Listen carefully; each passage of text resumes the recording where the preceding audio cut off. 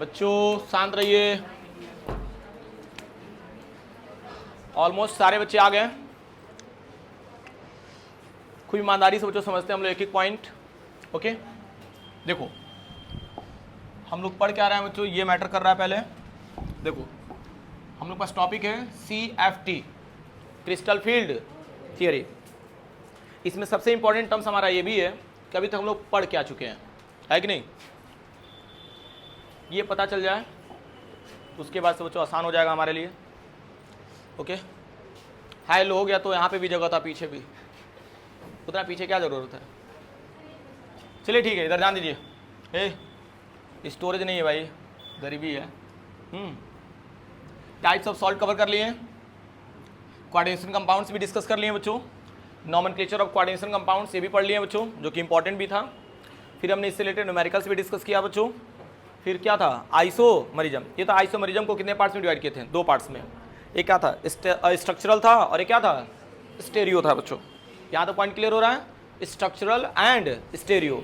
Structural को 5 parts में divide किया था, ionisation, hydrate, linkage, coordination, position, isomerism. Clear है बच्चों। एंड स्टेरियो आइसोमरिज्म की बात करेंगे तो 2 पार्ट्स हैं, ज्योमेट्रिकल एंड ऑप्टिकल। तो ज्योमेट्रिकल में सीस एंड ट्रांस से बच्चों हम लोग डिनोट करते हैं, एंड ऑप्टिकल में लीवो एंड डेक्स्ट्रो, है कि नहीं बच्चों। कौन सुपर इम्पोजेबल है, कौन नॉन सुपर इम्पोजेबल है बच्चों, ठीक है ना। इस बेसिस पे बच्चों हमने ऑप्टिकल आइसोमरिज्म को डिस्कस किया था।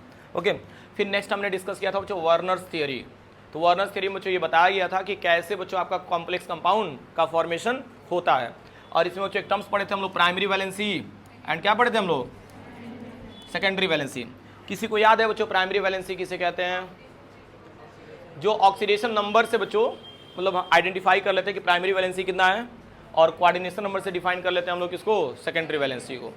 सेकेंडरी वैलेंसी को हम लोग डैश लाइन से, एंड इसको जो डॉट हो जाएगा ना।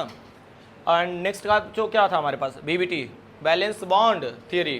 तो ये जो हाइब्रिडाइजेशन बता दिया था और शेप बता दिया था, है कि नहीं बच्चों, शेप एंड ज्योमेट्री, कौन, VBT। फिर हम लोग नया टॉपिक बच्चों डिस्कस कर रहे थे क्या, CFT। ओके, तो CFT के बारे में बच्चों अभी भी हम लोग डिस्कस कर रहे हैं। ओके, और आई थिंक थोड़ा सा अगर आपका सपोर्ट मिलेगा बच्चों तो आज हम लोग CFT को द एंड कर लेंगे। ओके, ध्यान दीजिए तो बच्चों। हाँ, तो हमारे पास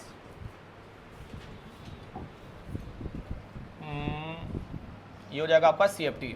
ये बताओ बच्चों, CFT में हम लोग एक नया बच्चों बॉन्ड के बारे में बच्चों समझे थे कि मेटल और लिगेंड्स के बीच में जो कोऑर्डिनेट बॉन्ड था बच्चों, एक्चुअली वो कोऑर्डिनेट बॉन्ड नहीं सपोज किया गया बच्चों CFT में। उसमें क्या सपोज किया गया था कि आयनिक बॉन्ड का फॉर्मेशन होता है कि नहीं, या पॉइंट चार्जेज डिनोट करता है, किसको, पॉइंट चार्जेज को। ओके, तो फिर हमने सारे एजम्पशंस को कुछ लाइन से बताया भी था। ओके, इसमें सबसे इंपॉर्टेंट टर्म्स हमको ये पता चला कि इसमें स्प्लिटिंग किसका होता है, D सबसेल का होता है बच्चों।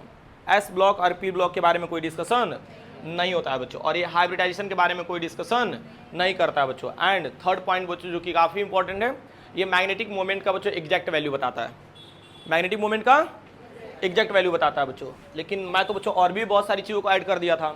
ये D ऑर्बिटल्स का बच्चों स्प्लिटिंग मैंने बता दिया था कि 5D ऑर्बिटल का शेप कैसा होता है बच्चों।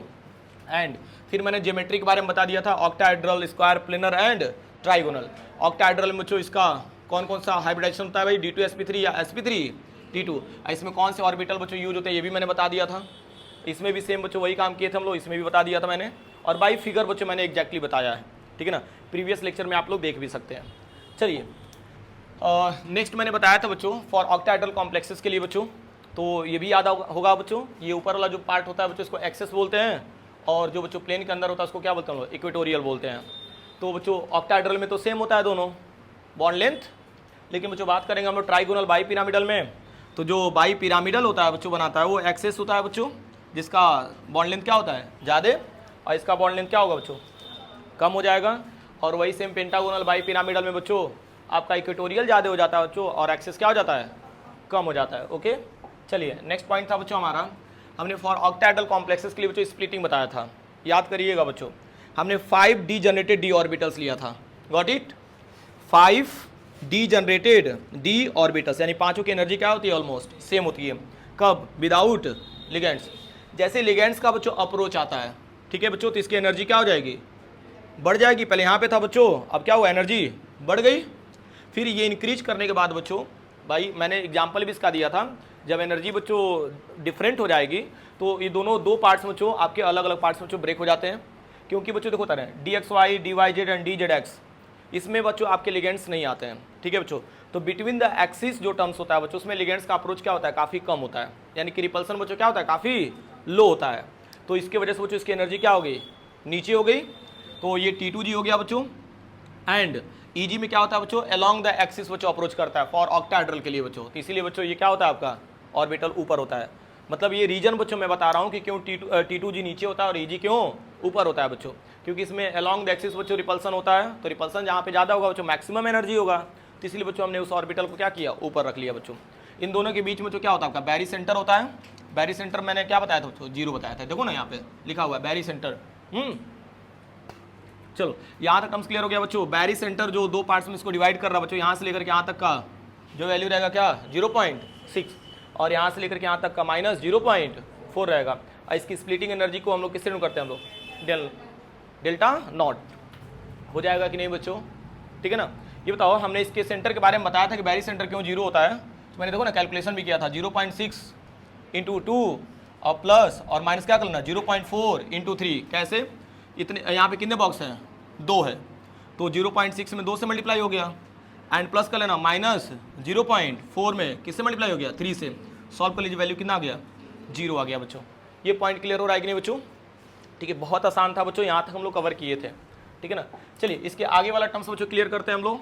मैंने ये भी बताया था बच्चों, अगर स्ट्रॉन्ग फील्ड लिगेंड रहेगा बच्चों तो इसके बीच में गैप क्या रहेगा, स्प्लिटिंग एनर्जी ज़्यादा लगेगा बच्चों। ठीक है ना। लेकिन बच्चों वीक फील्ड लिगेंड रहेगा बच्चों तो इसका डिस्टेंस क्या रहेगा, कम रहेगा इन दोनों के बीच में।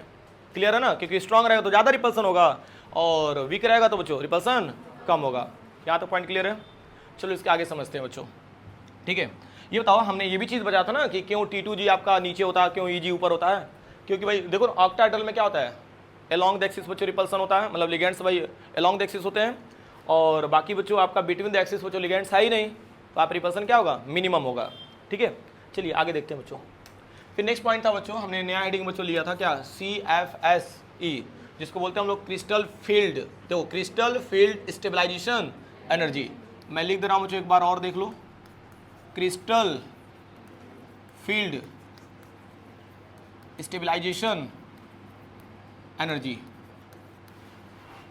हो जाएगा ना बच्चों, crystal field stabilisation energy. Okay, तो फिर मैंने बताया बच्चों फॉर वीक के लिए, फॉर वीक फील्ड लिगेंड के लिए बच्चों अगर हम देखें तो इसमें जो देखो डेल नॉट का मतलब क्या होता है, स्प्लिटिंग एनर्जी, और पी का मतलब क्या होता है, पेयरिंग एनर्जी। तो यहाँ पे जो स्प्लिटिंग एनर्जी होता है बच्चों ये लेस देन होता है क्या, पेयरिंग एनर्जी के बच्चों। तब इस कंडीशन में आपका क्या होगा, हाई स्पिन कॉम्प्लेक्स होता है, और ये हुंस रूल को क्या करेगा बच्चों, फॉलो करता है। क्लियर हो रहा है कि नहीं पॉइंट। चलिए इसके आगे समझते हैं बच्चों। हाँ, CFSE बच्चों निकालने का एक फॉर्मूला होता है 0.6 × x प्लस माइनस 0.4 × y। ये बताओ बच्चों, यहाँ पे x का मीनिंग क्या है, इलेक्ट्रॉन इन EG, और y का मतलब क्या है, इलेक्ट्रॉन इन। ये तो सेम वही काम स्ट्रॉन्ग फील्ड लिगेंड के लिए भी करेंगे हम लोग।